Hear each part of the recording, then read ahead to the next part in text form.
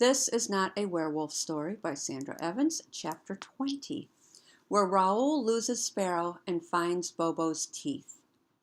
I couldn't find Sparrow. After about 10 minutes, I had to stop looking and go to class. Have you ever done something as bad as what I did? Lose your temper like that? Make a little guy who looks up to you cry? Make the girl you love hate you? But it gets worse.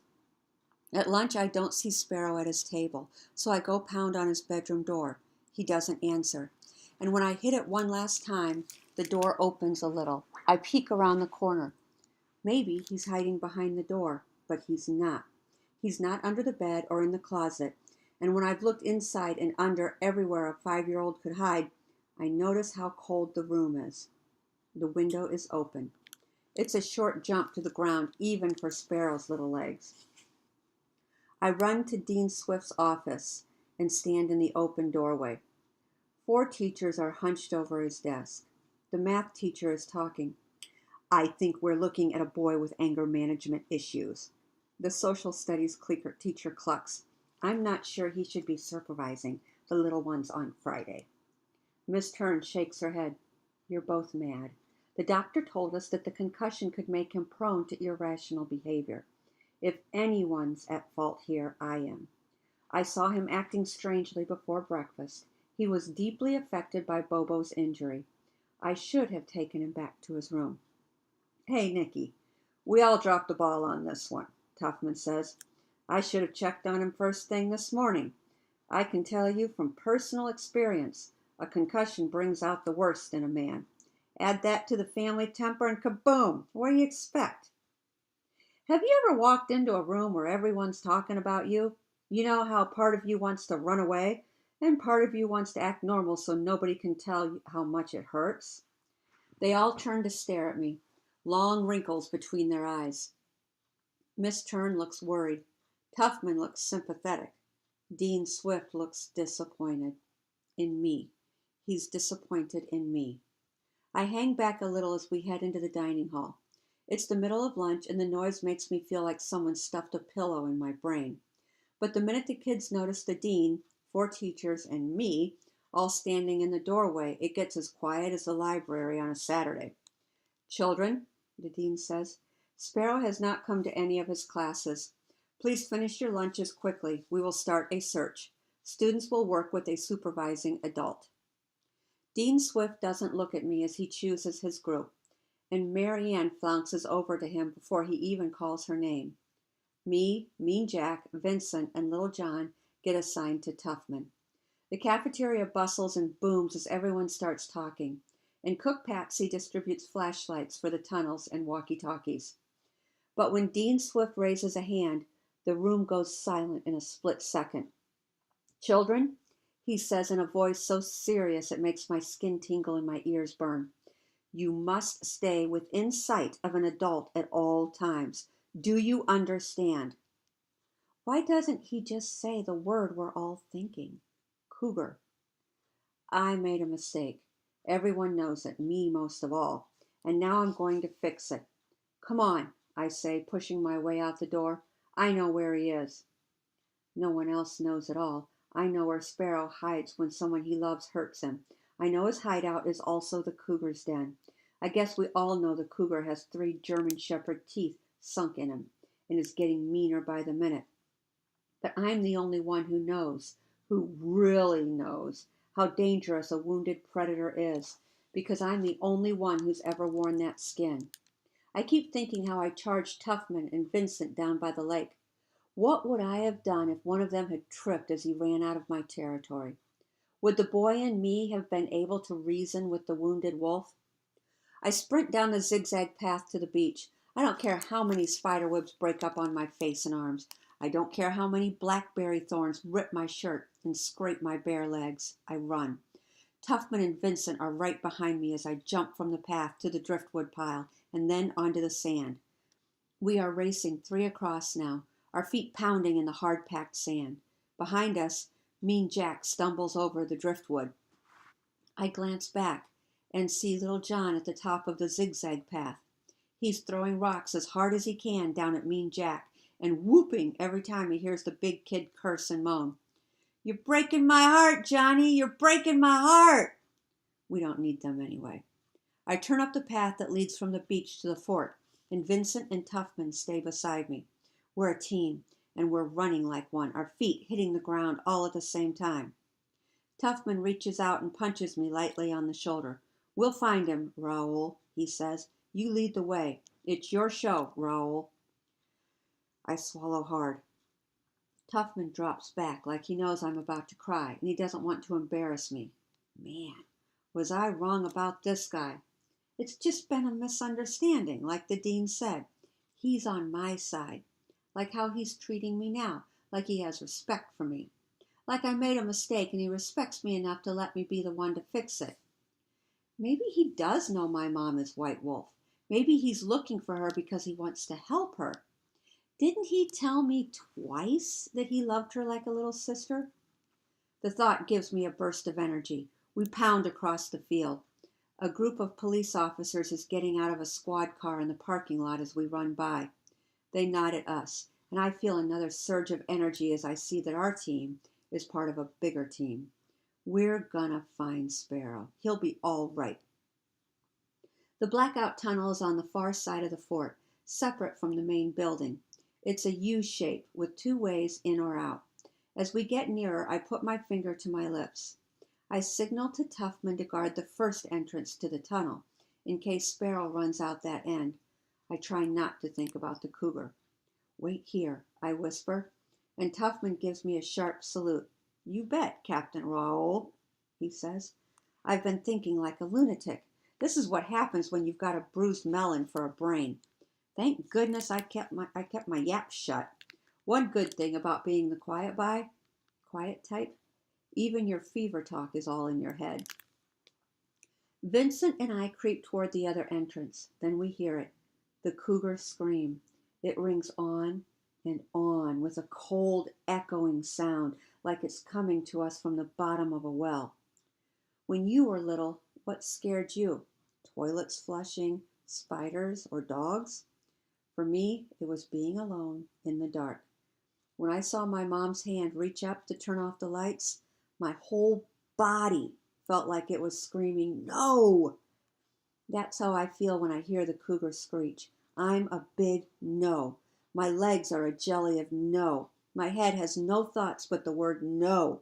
My stomach jumps like a trampoline that squeaks the word no. I look at Vincent, and my eyes are so wide open I wonder if I'll ever be able to shut them again. Vincent stares back. We gotta get Sparrow out of that tunnel, I manage to say. Vincent starts to shake all over. He falls to the ground. Looks like I'm on my own. Sparrow! I shout. Halfway into the tunnel, I trip over something. I scream. The thing on the ground screams. It jumps on me and starts scratching and clawing me. It's not the cougar. It smells like maple syrup, for starters. Sparrow! I say after a second. My voice is very calm. The scratching stops. Raoul? His little voice asks. Yeah, it's me, I say. I try to pull him up, but I can't tell which end of him I've got. We shuffle around for a second. Sorry, he says with a little sob once we're sitting shoulder to shoulder with our backs to the wall. No, Sparrow, I'm sorry. I acted like a total jerk. I know you only forgot it because of the rain, I say. I stand up because all of a sudden my legs want to run really fast. I sense the cougar. I try to keep my voice calm. Okay. Which way did I come in? I ask, reaching down and patting around to find Sparrow again. I pull him right next to me. It doesn't matter, Sparrow says. Either way leads out. If either way leads out, then either way leads in. And I only know one thing for sure. The way I came in, there was no cougar. Stay with me, I say. I walk with one hand on the wall to my left and the other hand holding tight to Sparrow's. It's so dark, I realize I've closed my eyes. There's no point in keeping them open. I could not see my finger even if I stuck it into my eyeball. The screech of the cougar echoes toward us. The back of my neck prickles. That tingly chicken flesh feeling spreads all the way from my neck up over the top of my head, and then down into my ears. I hear a sound like claws clicking on the cement. I look back. 2 yellow eyes glow. Then I feel the cougar's low growl and the hot breath that carries it. I sense the cougar tensing its back, leaning into its hind legs, gathering all of its muscle into a force strong enough to knock the 2 of us down with 1 pounce. I can't explain what happens next. It's the wolf in me. It's the light in me. Without having any idea of what I'm doing, I scoop Sparrow up with one hand, and then I leap blindly into the air, grabbing at a ladder that I somehow know is bolted to the wall in front of us. My hand grasps the middle rung, and I pull us both up to safety in one insanely accurate jump into total blackness. Below, the cougar pounces and lands on cement. I can hear him scrabble around like he can't believe it, and then I can feel the air sweep beneath us as he stretches up against the wall and paws at the emptiness. With Sparrow holding tight to my neck, his legs squeezing around my waist, I scramble up to the top of the ladder until my head hits the ceiling. We are out of rungs. I push Sparrow up so that he is sitting on the top rung. I'm pretty sure the big field in the middle of the fort is above us. Some kid's up there flying a kite, I bet. In a minute, when I've caught my breath, I'll feel around on the ceiling for the hatch this ladder must lead to. But I doubt it'll open. It's probably been locked tight for half a century. I hear claws scrape against something metallic. That cougar is trying to climb the ladder. I cling to the bar and curl my feet in. I'd sure like to keep them attached to my ankles. Scrape, scrape. My ears flinch. I don't want to die in the dark. Then I hear shouts. It's Vincent's voice hollering at us, but I can't tell where he is. "We're at the top of a ladder, but the cougar's trying to climb it," I shout back. "Hang on, boys," Dean Swift calls. "The police are going to fire a flare to scare him off. Stay where you are and plug your ears." I put Sparrow's hands over my ears and mine over his, and then I press down as hard as I can. There's a flash of light and loud bang. A second later, I hear the sound of a gunshot and then the screech of the cougar. They've killed it. We scramble down and head out of the tunnel as fast as we can in the dark. As we come out into the daylight, Sparrow looks up at me. I can tell by the shape of his mouth that he's about to cry. I stop walking and kneel down so that I'm his height. It feels good to get low. My legs are wobbly. I hug Sparrow. "I'm sorry," I tell him. I look around as I pat him. We're all alone. This is where I left Tuffman. So much for calling me captain and promising to obey my orders. Dean Swift runs over to us from the other entrance. A few of the teachers and some of the policemen follow. Vincent comes too, but he hangs back. He must feel embarrassed about how he acted when we heard the cougar. "Thanks for going to get help," I say as I walk up to him. "You saved us." I say it loudly so that the grown-ups will remember to give him credit for doing the right thing. His face gets red. People start crowding around us. Vincent leans in and whispers, "Promise you won't tell anyone?" Like I'd do that. "Promise?" he says again. I promise. I don't have much time to think about it, but it bugs me a little that he doesn't trust me, that he needs me to swear to it. Then the grown-ups are all over me, and Sparrow asking if we're okay and did we get hurt and are we frightened and do we need to talk, and the counselor is waiting for us back at the school, and here's some juice and brownies that the Fort Casey guards brought over for you. When they quiet down for a second, Sparrow asks, "Did you get the cougar?" Dean Swift and the policeman all sigh at the same time. For the first time, I notice Ms. Turn is standing there, holding a rifle. One of the Fort Casey guards speaks up. "The darn thing got clean away." Dean Swift frowns. "Not clean away, you can't say that. The bullet nicked him. I saw it as he darted by. She managed to graze his cheek." Miss Turn bites her lower lip. "I hoped I could stop it without killing it." Dean Swift shrugs. I can tell he wishes Miss Turn had done a little more damage. But he just puts an arm around me and Sparrow and says, I have been assured by the guards that it will be easier to track, thanks to the trail of blood. The suspense will soon end. Hey, there you are, a voice crawls out. We turn to see Tuffman walking out of the tunnel from the same side Sparrow and I had just run out of. The side where Tuffman saluted and promised to stand guard. Tuffman is ready with an excuse before he can even see the look on my face.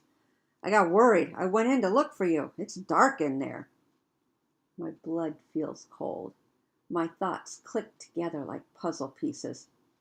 How could he have gone in that side and not past me and Sparrow as we were coming out? Oh, man. Maybe a wolf's nose is never wrong. I cut myself pretty good, huh? Tuffman says. He's holding his bandana to his cheek. There are some hooks stuck into the wall right at face level. Wonder what the soldiers used them for. How can it be a coincidence that Tuffman is bleeding in the same place where the cougar got hit? The whole solidarity thing as we ran across the fort grounds, that was all just a big show, wasn't it? He was trying to distract me and make it easier to hide shifting into his sickened skin, his cougar skin. Missed it, Nicky? Well, it takes skill to use a gun that big, Tuffman says to Miss Turn. Just because I didn't slaughter the animal doesn't mean I missed my shot, Ms. Turn says. She grips the stock of the rifle. I watch them argue. I crack my jaw. It makes me calm to know the truth and to be certain of it. I'll take care of Tuffman in the woods. But then I think of Bobo. Fury pulses in me. Because what would the cougar have done to me and Sparrow if I hadn't leaped onto that ladder? It's not human. The anger in me is all wolf. I see and hear like I do when I'm deep in the woods. My nose is full of scents, each one resting above or below another, like layers on a tall cake. Everyone is moving away from the blackout tunnel, crossing the field and heading to the beach and the school. Tuffman's at the back of the pack. He's wiping his cheek with his bandana. I sense how he feels, frustrated but safe. He's tired and off his guard. I move behind him slowly, tracking him. I stare at his back. The closer I get, the harder I sniff. I can smell his blood. I sniff deeper. I smell Bobo. I found her teeth. Hey, I call to him. Thanks for helping. And they say the kid never talks, he says in his jokey way as he turns to face me. If he knew me better, he'd know that I always say thank you. Put it there, partner, I say. I put my hand out. He thinks I'm dumb as bricks. He reaches for my hand. I don't think we've been properly introduced. Meet your nephew, the wolf. I grip his hand tight in mine. With my left hand, I pat him on the shoulder. I reach around a little to the back where I can feel the shape of a bandage under his shirt. I sink my fingers into the wound. Bobo wants her teeth back. He winces. His shoulder twists and drops down. I keep digging. He tries to yank his right hand out of mine, but I squeeze harder. I have my wolf strength in me. There's more than one way to skin a cat, I say to him. I let go. I don't want him to start screeching, not yet. I turn to walk away, but he reaches out and swipes at me. When I look back, his face is pale with pain, but he's smiling. Hey, partner, he manages to say. I had that coming. No hard feelings, yeah? My ears bend back. I want to snarl, but my mouth only works that way when I'm a wolf. What? I bark. You two were in my territory, like the dog was last night. Remember the other day at the lake, he asks. Me and Vincent were in your territory, right? It's so strange to hear him say my secret out loud. He's talking about it like it's normal. Don't tell me you wouldn't have destroyed us if we'd given you half the chance, he says. It's in our nature, that's all. His voice is calm and matter of fact, like this is just some weird family trait like a knack for math or bad teeth. But it's true. I don't know what I would have done to them. I look away. You're strong, Raoul, he says. I shrug, but I can't help it. I feel proud. It's funny. Tuffman's the only one who could notice that about me. Nobody else sees what we can see. We need to work together, Raoul, he says. We can help each other. Keep normal people out of our territory so they don't get hurt. It all starts to sink in, what I've been hiding, why I've been hiding it. And now here it is, out in the open. Someone knows my secret, and he's not afraid of me, and he doesn't hate me for it. He smiles. I mean, it's not like we're monsters.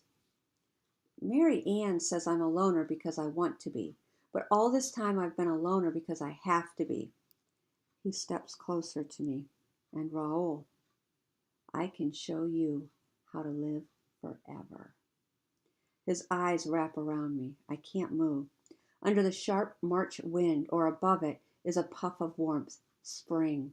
I sniff and smell the yellow stubs of sprouts and the white green of rising bulbs and the cracking shells and cocoons of every insect and bird waking to life.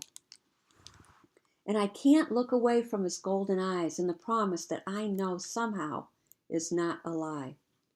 Both of you, he says. I can help her too, Raoul. I blink. Of course he can.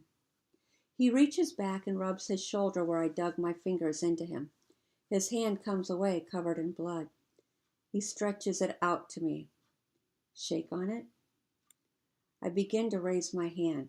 With a swipe so quick I don't even see it, his fingernail slices across my palm. I stare at the rising red line. Blood brothers with Tuffman. I drop my hand. He steps closer. Don't chicken out on me, kid. Here's the deal. A cat's got 9 lives. A wolf can too, he says. The words in my head are all in capital letters. Do you want 9 lives? He made my mom the same promise. I almost dropped to all fours. I race to join Sparrow and the others. The wind comes up off the water. The sky is whipped cream and blue. The grass along the cliffs is tall and golden.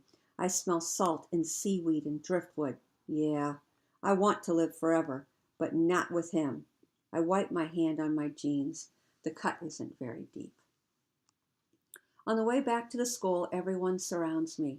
I tell myself to look calm. Dean Swift will give me the recipe box as soon as we get back. Until then, I'd best act like my brain isn't bruised and my uncle isn't a man-eating cougar who thinks he can live forever. I say thank you when Mean Jack says I make one heck of a capo. He wants to talk to me privately later about whether I'd consider taking the vow of omerta. Code of silence. You want to take that? Everyone knows you can keep your trap shut. But now you proved you got what it takes to be a made man, he whispers. Mark, swinging his weighted vest over his head, hollers to me, I would have peed my pants. I mean it. Little John grabs his hand. Did you hear that joke? Is it wet on Uranus? Only it means the planet, and it also means your butt, right? You get it? When Sparrow takes my other hand, the pressure on the cut takes the sting away. He holds it like he'll never let go. All the grown-ups tell me I must be the bravest kid in the world, but I know what I did. What I did was lose my temper, scare a little kid who looks up to me, and put him in danger. That's what I did. I acted as vicious as a wounded animal, and I've still got to save my mom. Inside, the wolf rage dies down. The boy in me thinks, I might have messed up there too. Maybe I shouldn't have let Tuffman know I know. Maybe I shouldn't have let him see how strong I am. Who is he really? Cook Patsy comes over and calls me heroic. I look around to see if Mary Ann hurt. It takes a while for me to spot her. She's at the back of the crowd with Vincent. A little drop of jealousy reigns in my heart. Then it sprinkles when she whispers something in Vincent's ear. He smiles and nods like she said something reassuring. Then it's a downpour, because when she loses her balance and moves away from him a little bit, I see that they are holding hands. He pulls her back so that she doesn't fall. It's a hurricane in my heart.